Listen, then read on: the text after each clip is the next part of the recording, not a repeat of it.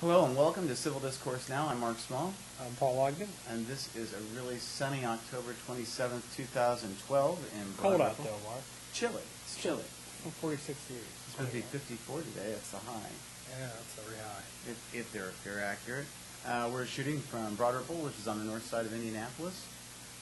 We are going to discuss the Electoral College today. The means by which really the President and Vice President are elected. Something that's quite often overlooked that is very important, especially in this election.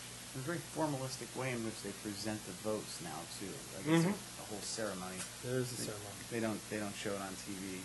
I mean, C-SPAN, I believe. They don't really show it on TV. Right. You can also see it on the internet, probably.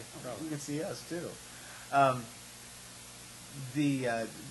First, this week, there's a budget that was presented in the City County Council. Correct, Mark. There is a budget. We have divided government here in the city of Indianapolis. The mayor's a Republican, the council majority is a Democrat. Oh, I thought you were going to talk about the haves and haves more. Well, we have that too. But the council redid the budget that the mayor presented. The mayor did not like how it was changed.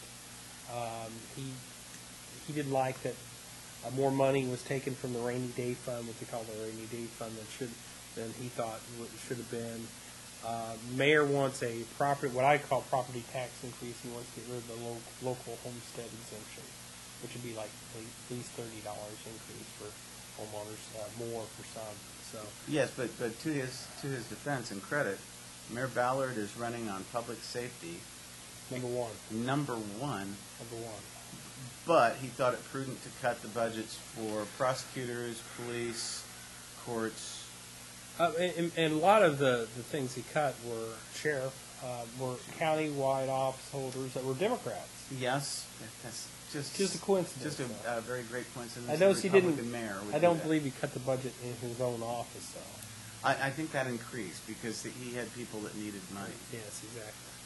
But then on top of that, they've got a freeze on the number of classes of incoming police officers. And the cuts that he made when they were for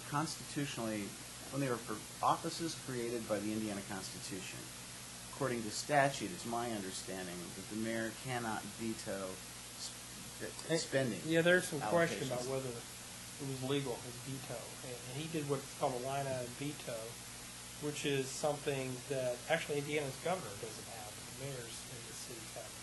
It's where you take out particular things in the bill and veto those. As opposed to the executive officer having to veto the entire budget all at once. Or nothing. Or nothing. So that it gives the mayor, it gives the executive a lot more power. Yes, and it gives a lot less latitude for compromise in some ways. True.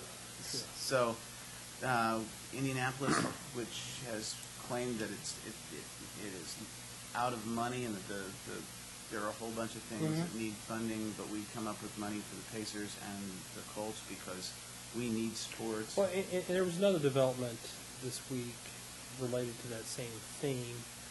I don't know if you read my blog, Ogden on Politics, Mark. You've got a blog? I have a blog, but I wrote about the city, talked about they're developing Mass Avenue. They want to develop Mass Avenue. So they are, and I can't remember the numbers, it was like they're selling the property. It for $5.4 million, I believe. $5.4 million to a developer, but the money goes in escrow and the developer can draw the money down for construction. Not sure where the sale is. I think that's called the buyer didn't really buy but took. Yes. And gets to use his own money or its own money or her own money or whomever it is that the corporate entity is. Oh, the taxpayers were taken. The taxpayers were taken, but Mass Ave will be part of a TIF and a very important development in our country and in our city for economics here in Indianapolis. But those were curious. And I think that statement was made in a tone of sarcasm. By whom? By you. By me? Let's talk about the Electoral College. The framers of the Constitution, would I be accurate in saying, didn't trust people in a democracy to do anything? Well, to do very little, or to not do things directly. They were very concerned about democracy. And one of the things that people say about the Electoral College, they get it wrong. They say, oh, it was the intent of the framers. I know you like framers, but better than founding fathers. It was the intent of the framers to make sure that the big states didn't dominate the process. That was not it at all. I pulled up Federalist paper number 68, written by Alexander Hamilton, where he talks about concerns over having people elected directly. And I circled this one statement, that the immediate election, it is equally desirable that the immediate election should be made by men, back then it was only men, most capable of analyzing the qualities adapted to the station and acting under circumstances favorable to the deliberation, and to a judicious combination of all the reasons and inducements that were proper to govern their choice. A small number of persons selected by their fellow citizens from the general mass will be most likely to possess the information and discernment requisite to such complicated investigations. So implicit in that is the notion that the electors, the people who are part of the electoral college, will exercise discretion when they go to gather at whatever day it is after the general election in D.C. The day is, I looked it up, December 17th. They don't gather in D.C. They actually gather in the state capitals in the respective states. And then the votes are transmitted. The votes are transmitted and opened up on the floor of Congress in a joint session on January 6th. I looked at the date. And at that point, they go through and count the votes. And though I would think that they are known before January 6th with the electors, because I assume it is not a secretive process, the voting on December 17th. But the votes themselves are sealed. They're under seal when they're transmitted. They're put under seal, but I'm not sure what that means, being put under seal. Does that mean that you wouldn't know what the vote in Indiana is? Well, for 3 weeks? Indiana requires its electors to cast the votes. Actually, Indiana doesn't. Indiana is one of the few states, not a few states, there's about 20 states, look that up too. Indiana is one of about 20 states that do not require their electors to cast a vote the same way that the popular vote is. Then how is it that the electors for a given party are selected here in Indiana? The parties, it depends on the state. The parties or the candidate running for president supply to the Secretary of State a list of individuals equal to the number of state U.S. senators plus U.S. representatives. And that's the number of electoral votes that an individual state has. Right. So Indiana Republican Party will supply the list of 11 people, which is the number of electors that Indiana has. The Democratic Party will do the same. Libertarian Party will do the same. And if in Indiana is one of the 48 or 50 states that are winner take all, according to the state law. There are 48 states. How many did I say? You said 48 or 50, but there are 48 states. I meant to say 48 of the 50 states. Yes, because Maine and Nebraska don't. Right. Indiana does a winner take all. If you win by one popular vote in the state, all 11 electors, will be that of the candidate that won the majority vote. Or like in Florida, if you have 527 votes more than the other candidate, right, you get all of the 29 votes. But there are two states, you're correct, there are two states that are different, and that is Maine, which has 4 electoral votes, and Nebraska, which has 5. And they do it according to congressional district. They have 1 per congressional district, whoever wins a congressional district. Then they have 2 for whoever wins a statewide vote. And that reflects the Senate seats. Right. In Nebraska last time, actually, one of those districts went to Obama. So the Republican candidate McCain won 4 of the 5 electoral votes in Nebraska. It was split.